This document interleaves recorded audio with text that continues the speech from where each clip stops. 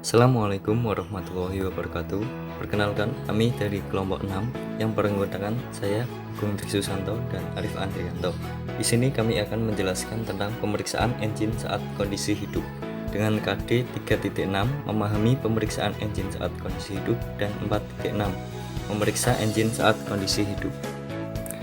Konten yang akan kami bahas pada penjelasan kali ini yang pertama yaitu pengertian pemeriksaan engine saat hidup, yang kedua pemeriksaan saat sebelum digunakan bekerja, yang ketiga pemeriksaan saat digunakan bekerja, dan yang keempat pemeriksaan saat setelah digunakan bekerja. Pengertian pemeriksaan engine saat kondisi hidup. Pemeriksaan engine saat kondisi hidup ini dapat diartikan sebagai pemeriksaan terhadap komponen alat berat saat kondisi mesin sedang dalam kondisi menyala atau kondisi hidup. Kondisi mesin saat hidup ini dibagi menjadi 3 kondisi. Yang pertama yaitu saat sebelum digunakan bekerja. Pada kondisi ini, alat berat belum digunakan untuk bekerja atau sedang dalam pemanasan. Yang kedua yaitu saat digunakan bekerja.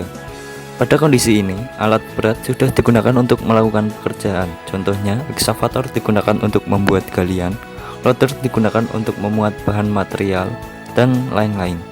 Yang ketiga yaitu saat setelah digunakan bekerja. Pada saat ini, alat berat sudah selesai digunakan untuk bekerja. Dalam 3 kondisi mesin saat hidup di atas, masing-masing terdapat pemeriksaan-pemeriksaan terhadap komponen yang perlu dilakukan. Pemeriksaan saat sebelum digunakan bekerja. 1. Pemeriksaan gas buang pada knalpot. Pemeriksaan gas buang pada knalpot dilakukan untuk mengetahui bagaimana kondisi pembakaran yang terjadi pada mesin alat berat. Adapun tabel warna gas buang dan kondisi mesin sebagai berikut. Bila warna gas buang tidak berwarna, berarti kondisi mesin baik. Bila warna gas buang hitam, ini berarti terjadi pembakaran yang tidak sempurna. Bila warna gas buang putih, ini berarti kondisi mesin ada kebocoran oli. Bila warna yang terdapat pada gas buang tidak normal, maka segera lakukan perbaikan sesuai prosedur engine tersebut. Yang kedua, pemeriksaan kebocoran oli. Pada panel operator terdapat lampu tanda tekanan oli. Jika terjadi kebocoran oli, maka lampu akan menyala. Dari informasi di panel, kita dapat melakukan pemeriksaan komponen-komponen yang memungkinkan terjadinya kebocoran, di antaranya sekitar engine, powertrain case, final drive case, dan sambungan atau join. Yang ketiga, pemeriksaan kebocoran hidrolik tank. Pemeriksaan pada hidrolik tank dilakukan untuk mengetahui kondisi tangki sistem hidrolik tersebut. Pemeriksaan ini dilakukan ketika engine posisi hidup, karena ketika engine posisi hidup, pompa hidrolik dapat bekerja sehingga dapat dengan mudah diketahui adanya kebocoran atau tidak. Bila terdapat kebocoran, segera lakukan perbaikan sesuai prosedur engine yang digunakan. Yang keempat, pemeriksaan terhadap getaran dan suara bising yang tidak normal. Biasanya, getaran dan suara bising pada engine disebabkan oleh kekenduran baut-baut dan kerusakan komponen dalam engine. Pemeriksaan dilakukan pada bagian engine saat engine belum mendapatkan beban dan belum berjalan. Bagian-bagian yang sering mengalami getaran dan suara bising diantaranya pada arm, trek shoe, dan pemindah daya. Pemeriksaan saat digunakan dalam bekerja. 1. Pemeriksaan unusual noise atau suara tidak normal. Selain terjadi pada saat unit alat berat belum digunakan untuk bekerja, unusual noise atau suara tidak normal sering terjadi ketika unit sedang dioperasikan, terutama pada bagian-bagian yang kurang mendapatkan pelumasan atau greasing, dan bagian yang sudah mengalami keausan berlebih. Maka dari itu, pemeriksaan unusual noise perlu dilakukan seperti pada pin pada ujung silinder, pin bucket, dan track shoe bolt.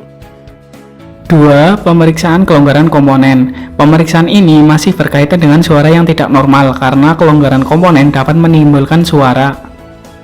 3. Pemeriksaan kerja sistem rem. Pemeriksaan kerja sistem rem antara lain 1. Pemeriksaan jarak pengereman, yaitu dengan cara menjalankan alat berat dengan kecepatan 20 km per jam lalu lakukan pengereman. Pastikan jarak pengereman tidak lebih dari 5 meter. 2. Pemeriksaan kemampuan kerja sistem rem, yaitu dengan memposisikan wheel control lever pada low idle, tekan pedal kopling, lalu masukkan transfer case pada posisi low dan transmisi pada speed 3. tekan pedal rem. Naikkan putaran mesin secara perlahan sampai pada putaran 1700 dan lepas pedal kopling. Periksa apakah stall ketika unit tetap diam. Jika masih tidak stall, maka lakukan pengecekan dan perbaikan sistem rem tersebut. 3. Pemeriksaan kemampuan rem pada alat berat yang menggunakan powertrain jenis Torque Flow Transmission.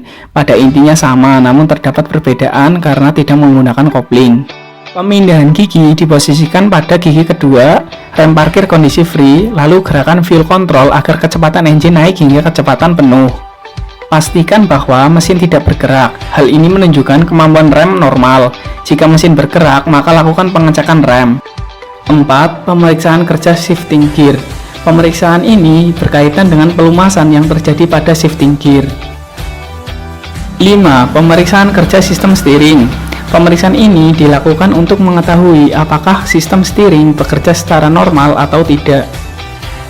Yang terakhir adalah pemeriksaan setelah digunakan bekerja. 1. Pemeriksaan dari keausan, kerusakan pada silinder ataupun sambungan dan selang.